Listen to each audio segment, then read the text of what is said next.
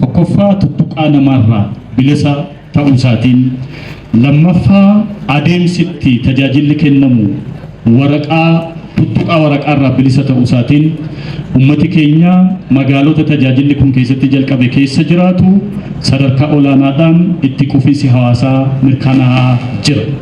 Kanaaf kana dhugoomsuudhaaf magaalota ittaanan hunda keessatti hamma humni dandeetti mootummaan naannoo Oromiyaa tajaajila kana bal'isuudhaan ummati bu'aa bayii adda addaa malee namootii fi sadarkaa adda addaatiin naamusa adda addaatiin namootii rakkoo qaban ummata akkuma kaleessaa sadarkaa adda addaatti turrakkisin ituu dhibaa'ummaadhaan hin qabamin ummata tajaajiluu akka danda'an sochiin adda addaa taasifamaa jira.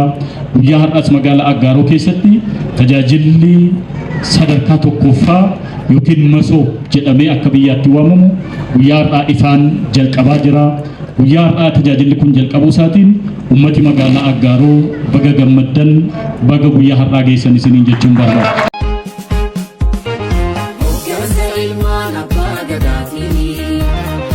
Guyyaa har'aa eebbaaf qaqqabe kan qaqqabee jiru wiirtuu tajaajila tokkoffaa magaalaa Aggaaroo magaalaa seena qabeettii badhaatuu burqaa hayyootaaf beektotaa kan taate Aggaaroo irratti hirmaachuuf asitti argamtan baga gammaddan baga nagaan dhuftan aanaa dhufu.